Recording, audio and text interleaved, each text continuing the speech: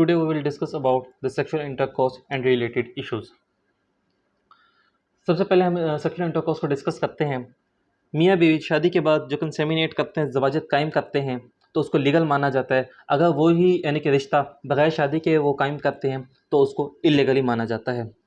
एक happy marriage के लिए तीन चीज़ों का होना बड़ा ज़रूरी है। एक क्या, पोटेंसी, दूसरा विलिटी, तीसरा फर्टिलिटी।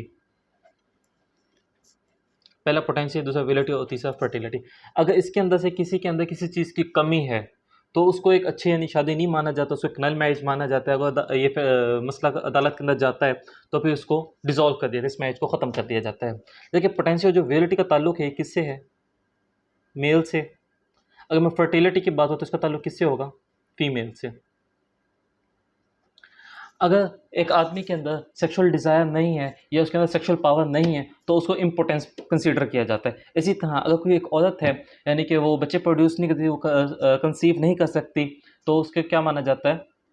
बांझ कहते होते हैं उसको, या उसको यानी कि इम्पोर्टेंस माना जाता है कि वो नल मैरिज को कंसीडर करवाती है। इसके बाद अगर मैं बात करूँ पोटेंसी की, पोटेंसी कब अटेन होती है? कोई फीमेल है या मेल है, ये कब अटेन होती है? जब वो बालिग होते हैं। लड़का या लड़की जब बालिग होते हैं तब वो पोटेंसी अटेन करते होते हैं। यानी कि हमारे माशरे के अंदर यानी कि प्यूबर्टी की एज क्या है? फीमेल की अगर मैं बात करूं तो 13 से 14 साल होती है। फीमेल की और मेल की 13 से 14 साल की उम्र में होती है। अगर बाज़ों का तो इससे पहले भी हो जाते हैं, वो यानी कि एक अलग एक्सेप्शनल केस है। इसके लिए ज़रूरी क्या है? एक प्रॉपर उम्र का होना ज़रूरी है। अगर मेल है तो उसके अंदर यानी कि एक्टाइल मसल्स वर्क करने चाहिए, यानी कि पीनस के अंदर इरेक्शन होनी चाहिए, और जो फीमेल है उसके अंदर मेंसेस का होना ज़रूरी है। इसके बाद अगर मैं बात करता हूँ इम्पोर्टेंस की, इम्पोर्टेंस के अंदर दो तरह की होती है इम्पोर्टेंस। एक होती है फिजियोलॉजिकल,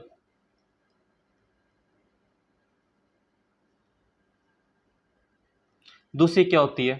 साइकोलॉजिकल।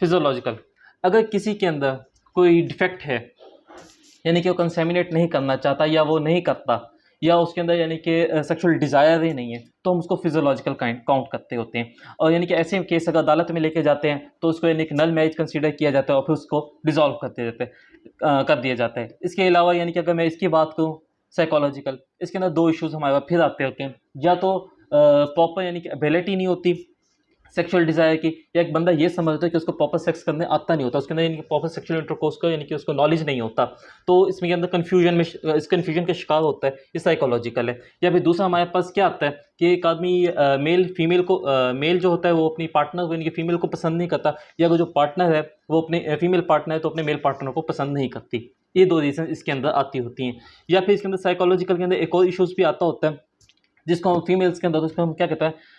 वेगिनिस्मस। इसके अंदर ये होता है जो फीमेल के जो पेरिनियल मसल हैं, एब्डक्टर ऑफ थाई मसल्स हैं, लिवेटर एंड आई मसल्स हैं, ये प्रॉपर रिलैक्स नहीं होते, वो कंजेस्ट रहते हैं, टाइट रहते हैं, जिसकी वजह से यानी कि वो प्रॉपर कंसेमिनेट नहीं कर पाती, या उसको पेन फील होती है। तो इस वजह से यानी कि वो प्रॉपर सेक्सुअल इंटरकोर्स नहीं कर पाती। ये कौन सा इशू में आता है हमारे पास? साइकोलॉजिकल में। इसके बाद अगर मैं बात करता हूँ स्टीरियलिटी, स्टीरियलिटी के अंदर होता क्या? स्टीरियलिटी एंड प्रेगनेंसी। पहली बात आती है हमारे पोटेंसी की। पोटेंसी में क्या होता है? यानी कि एक्शन ऑफ पीनस का होना ज़रूरी है। अब आता है स्टीरियलिटी, यानी कि जो उसके अंदर स्पर्म रिलीज होंगे, यानी कि अगर कोई इंसान यानी कि जो उसके स्पर्म्स हैं वो इस कैपेबल हैं कि वो रिप्रोड्यूस कर सकें या किसी को यानी कि फर्टिलाइज हो सकें, तो उसको हम किस में डिस्कस करते हैं? स्टीरियलिटी में। या कोई फीमेल है जो उसको ओवम है वो इस कैपेबल है कि यानी कि वो फर्टिलाइज हो सके, या फीमेल के जो विजाइन है उसके अंदर जो स्पर्म है वो अटेन कर सके, उसको हम किस में डिस्कस करते हैं? स्टीरियलिटी के अंदर। अगर वो नहीं कर पाते तो हम वो स्टीराइल कहेंगे, अगर वो कर लेते हैं तो उसको हम फर्टिलाइज कहते होते हैं। और प्रेगनेंसी, अब अगर वो यानी कि स्टीराइल नहीं है, फर्टिलाइज हो गया, तो हम उसको क्या कहते हैं? उस फीमेल को प्रेग्नेंट फीमेल कहते होते हैं, यानी जिसके अंदर यानी कि वो ओवम और स्पर्म फर्टिलाइज हो जाए, जाइकोट का प्रोसेस स्टार्ट हो जाए। स्टीरियलिटी के अंदर हम डिस्कस करते होते हैं कि इसकी वजूहत क्या क्या हैं स्टीरियलिटी की। अगर मैं मेल की बात करता होता हूँ तो उसके अंदर कुछ यानी कि कैसे ऐसे होता है, जैसे हाइपोस्पीडिया है मेल को, या एपिस्पीडिया है, या फिर उसके सर्जिकल रिमूवल ऑफ टेस्टिस है, यानी उसके टेस्टिस नहीं है, या उसको जो पीनस है वो मेल फॉर्मेशन इन प्रॉपर वो बना नहीं हुआ। किसी भी वजह से स्टेरिलिटी होता है। अगर मैं ऐसे ही फीमेल के अंदर बात करूँ, फीमेल को यानी कि या तो कोई ट्यूब्यूल्स की लीजन्स हो जाती है, या कोई ओवरीज की यानी कि डिजीज़ हो जाती है, या यूट्राइन डिस्प्लेसमेंट हो जाती है, या प्रोडक्शन अपरेटस के अंदर कोई भी यानी कि खराबी आ जाती है, कोई सिस्ट हो जाता है, कोई ट्यूमर हो जाता है, उस वजह से स्टेरिलिटी आ जाती है। इसके बाद अगर मैं प्रेगनेंसी की बात करूँ, प्रेगनेंसी के लिए सबसे पहली बात ये है कि अगर कोई औरत प्रेग्नेंट है, उसका एबॉर्शन हो गया, तो ये जो चीज़ है ये फैमिली के लिए भी और उसके खुद के लिए भी और माशरे के लिए भी एक अच्छा नहीं समझा जाता। तो इसके लिए सबसे पहले हमें क्या चीज़ें हैं जो डिस्कस करना हमारे लिए बड़ी ज़रूरी है। सबसे पहले तो हमें एज पता होना चाहिए, एज ऑफ कंसेप्शन पता होना चाहिए फीमेल की। दूसरा हमारे पास क्या होना चाहिए, प्रूफ ऑफ प्रेगनेंसी होना चाहिए। तीसरा हमारे पास क्या हो, ड्यूरेशन ऑफ गेस्ट्रेशन होना चाहिए। चौथा मेरे पास क्या होना चाहिए, प्रूफ ऑफ डिलीवरी। पांचवा ट्विंस प्रेगनेंसी,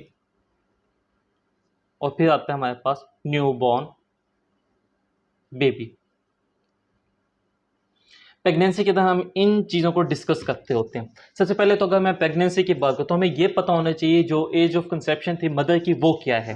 ठीक है, चलो फिर उसके बाद फिर क्या आता है, यानी कि वो प्रेग्नेंट है भी कि नहीं, हमें इस चीज़ का प्रूफ होना चाहिए। अब उसके जो गेस्टेशन डेज कितने होते हैं हमारे पास, अगर मैं ल्यूनर के हिसाब से बात करूँ तो हमारे पास कितने होते हैं, 10 मंथ होते हैं। मगर अगर मैं उसके हिसाब से बात करूँ यानी कि नॉर्मल कैलेंडर के हिसाब से, तो हमारे पास 9 महीने 10 दिन होते हैं, 280 डेज टोटल होते हैं। फिर इसके बाद हमारे पास उसके अंदर कौन सा डे उसका चल रहा है या वो किस गेस्टेशन के पीरियड में थी, कितने महीने उसको हो चुके थे। फिर उसके बाद आता है प्रूफ ऑफ डिलीवरी। अगर डिलीवरी हुई है तो कैसे हुई है, नॉर्मल है, सिजेरियन है, या फिर हमें उसको सबूत होना चाहिए। उसके बाद आता है ट्विंस प्रेगनेंसी, अगर जो यानी कि प्रेगनेंसी उसको थी वो ट्विंस हुई थी या नॉर्मल थी। उसके बाद क्या आता है न्यूबॉर्न बेबी, वो हम आगे डिस्कस करेंगे। एज ऑफ कंसेप्शन, सबसे पहले हम इसको डिस्कस करते हैं। एज ऑफ कंसेप्शन होती क्या है फीमेल की, वो है 13 ईयर्स। इसके बाद यानी कि और कब से कब तक की है, 45 ईयर्स। इस टेन्योर के अंदर फीमेल यानी कि प्रेग्नेंट हो सकती है, यानी कि वो बच्चे पैदा कर सकती है, फर्टिलाइजेशन कर सकती है। इसके बाद यानी कि मेनोपॉज हो जाता है 45 प्लस के ऊपर, और इससे नीचे अगर मेंसेस नहीं होते तो वो यानी कि इस काबिल नहीं है कि वो प्रेग्नेंट हो सके। मगर अगर यानी कि 12 साल की बच्ची है, अगर वो भी होते, समटाइम ऐसे केसेस आ जाते हैं, तो दादा इसको भी एक्सेप्ट कर लेती होती है। इसके बाद हमारे पास दूसरा आता है प्रूफ ऑफ प्रेगनेंसी।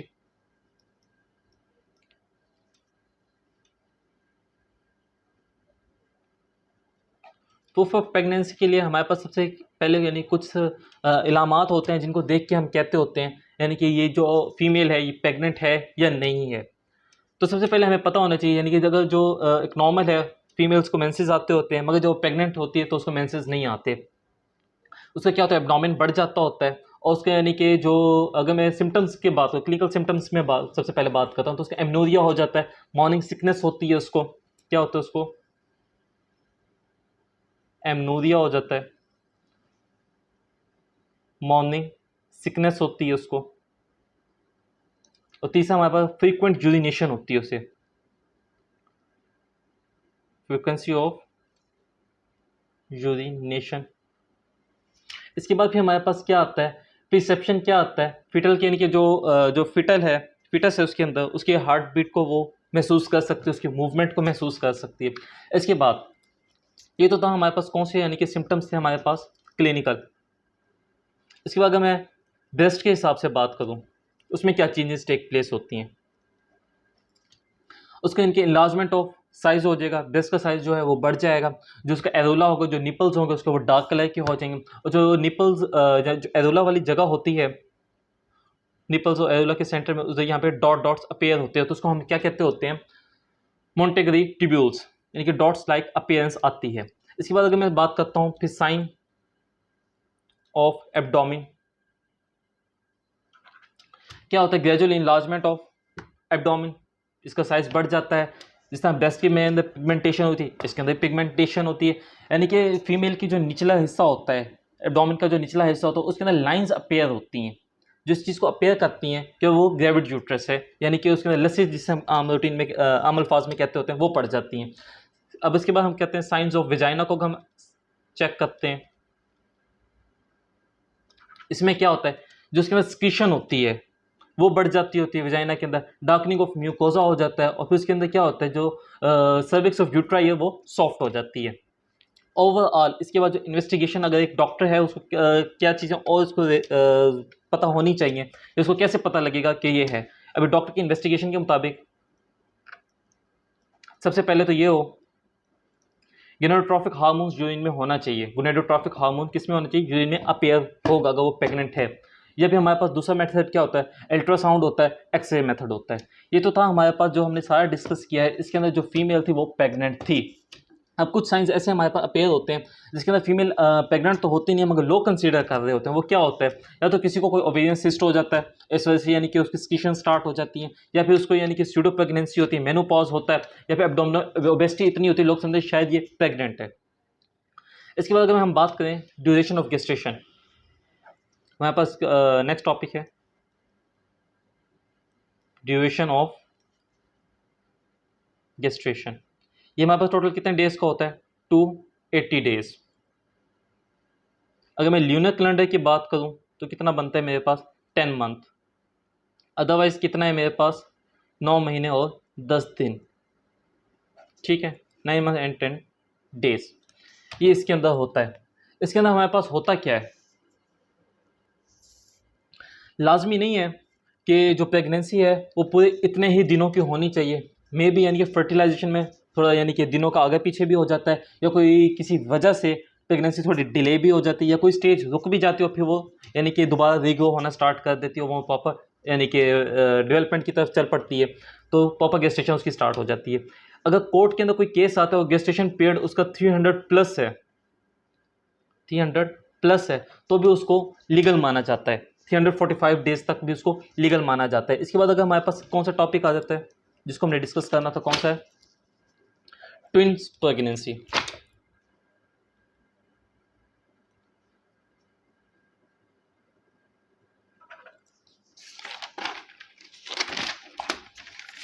हमने अमूमन 2 टाइप्स ऑफ ट्विंस प्रेगनेंसी पढ़े हुए हैं। एक हमने क्या पढ़े हुए हैं, आइडेंटिकल ट्विन, और दूसरा हमने क्या पढ़ा है, फिटर्नल ट्विन। ये तो हमें पता है आइडेंटिकल ट्विंस क्या होता है, फिटर्नल ट्विन का। आइडेंटिकल ट्विंस में क्या होता है, एक ही यानी कि ओवम होता है, वो बाद में यानी कि फर्टिलाइज होकर जाइगोट बनता है, वो जाइगोट टूट के दो में तकसीम हो जाता है, और फिर दोनों अपने अपने आपको अलहदा ग्रोथ शुरू कर देते होते हैं, प्रॉपर यानी कि उसकी गेस्टेशन स्टार्ट हो जाती है। तो इसको हम कहते हैं आइडेंटिकल ट्विन। अगर फिटर्नल ट्विन है, एक ही टाइम के ऊपर दो यानी कि ओवर रिलीज होते हैं और दोनों फर्टिलाइज हो जाते हैं, और फिर उधर से यानी कि दो बेबीज इकट्ठे यानी कि डेवलप होते हैं, और उसको हम क्या कहते होते हैं, फिटर्नल ट्विन। अब तीसरी जो हमारे पास है उसको हम क्या कहते होते हैं, सुपरफिटेशन। ये बात हमारे पास बड़ी इंपॉर्टेंट है। व्हाट इज सुपरफिटेशन, इसमें हमारे पास क्या होता है, अगर कोई फीमेल है उसको यानी कि एक मंथ के अंदर यानी कि वो प्रेगनेंसी उसको हो गई है, मगर नेक्स्ट मंथ के अंदर उसको फिर एक ओवम रिलीज हो गया और उसने कंसेमिनेट किया है, तो दूसरा यानी कि जो ओवम नेक्स्ट मंथ में रिलीज हुआ था वो भी फर्टिलाइज हो गया, तो उसको हम क्या कहते होते हैं, सुपरफिटेशन। यानी कि वक्फे के साथ, यानी कि पहले एक ओवम आया एक टाइम यानी कि एक मंथ में, तो वो फर्टिलाइज हो गया, नेक्स्ट मंथ में फिर दूसरा आया, अगर उसने कंसेमिनेट किया तो वो भी फर्टिलाइज हो गया, दोनों का जो टाइम ऑफ डिलीवरी होगी वो डिफरेंट होगी, तो इसको हम क्या कहते होते हैं, सुपरफिटेशन। डेवलप दोनों होंगे, दोनों सही तरीके से आएंगे, मगर यानी कि इसका जो डिलीवरी टाइम होगा इसका एक महीने बाद में होगा, इसका एक महीने पहले होगा, इसको हम कहते हैं सुपरफिटेशन। अदालत के अंदर ये चीज़ एक्सेप्टेबल नहीं है, ये मैं पता होना चाहिए, अदालत में इस चीज़ को सही नहीं माना जाता। इसके बाद हमारे पास एक और आती है, हमारे पास सुपर,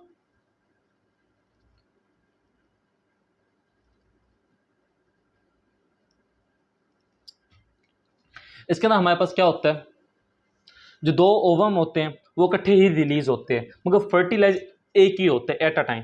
अगर वो दोबारा यानी कंसेमिनेट करती है अगले दिन, दूसरे दिन, तीसरे दिन, चौथे दिन, और फिर दूसरा यानी कि ओवम फर्टिलाइज हो जाता है, तो उसको हम क्या कहते हैं, सुपर फिकंडेशन। तो हम उसको क्या कहते हैं, सुपर फिकंडेशन, यानी कि एक ओवम, दो ओवम इकट्ठे आए हैं, एक ही डेट को आए हैं, सेम डेट सेम डे, ठीक है, और फिर यानी कि स्पर्म आया, और एक दिन इसके साथ किए मगर नेक्स्ट डे वो इसके साथ करिए, next day, third day, fourth day, यानी कि जो भी हो वो इसके साथ कर गया है, फर्टिलाइजेशन हो गया, तो यानी कि इनका एक डिफरेंस आ जाता होता है, टाइम का डिफरेंस आ जाता होता है, तो इसको क्या कहते होते हैं, सुपर फिकंडेशन। इसके अंदर हमारे पास क्या आया था, दोनों जो ओवम आए थे वो अलग-अलग टाइम के अंदर आए थे, एक पहले आया था और एक बाद में आया था, मगर यानी कि दोनों ही फर्टिलाइज हुए थे। इसके अंदर हमारे पास क्या, दोनों ओवम आए तो इकट्ठे हैं मगर उनकी जो फर्टिलाइजेशन हुई वो अलग-अलग हुई है, उसको हम क्या कहते होते हैं, सुपर फिकंडेशन, और इसको हम क्या कहते होते हैं, सुपर फिटेंशन फिटेशन।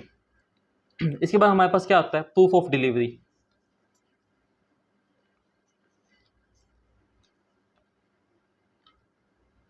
थोड़े स्पेलिंग मिस्टेक्स आ जाते हैं उसके, खैर उसको इतना वो नोट नहीं करना। प्रूफ ऑफ डिलीवरी में हमारे पास क्या होता है, इसमें हम ये चेक करते हैं जो यानी कि डिलीवरी हुई है वो रिसेंट हुई है या रिमोट, यानी कि या पहले से हुई हुई थी, यानी कि कितना ऐसा पहले हुई है। इसके बाद हमारे पास जो आता है वो होता है साइन ऑफ रिसेंट इवेंट्स।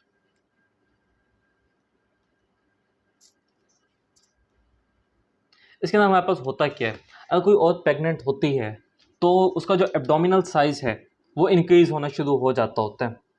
कितना इंक्रीज़ होता है, स्टार्टिंग के अंदर 4 to 5 इंचेस इंक्रीज़ होता है, यानी कि पहले 3 महीनों के अंदर। उसके बाद यानी कि फिर आहिस्ता आहिस्ता जितना उसके मंथ्स बढ़ते जाते हैं उसका साइज़ यूट्रस का बढ़ता जाता होता है। और उसके अलावा क्या पेयर होता है, लोचिया। इसके अंदर होता है क्या, यानी कि विजाइनल डिस्चार्ज होता है ये एक, उसका यानी कि कलर क्या होता है, शुरू के अंदर जब न्यू प्रेगनेंसी स्टार्ट होती है तो उसका कलर रेड होता है, फिर बाद में वो वाइट कलर का हो जाता है, यानी कि कुछ दिनों के बाद, 4 to 5 डेज़ के बाद। और फिर वो 10वें दिन क्या होता है, वो डिसअपेयर ही हो जाता है। ये चीज़ भी किस चीज़ को यानी कि करती होती है, प्रूफ कि वो प्रेग्नेंट है, यानी कि और कितना टाइम हो गया उसको। फिर इसके बाद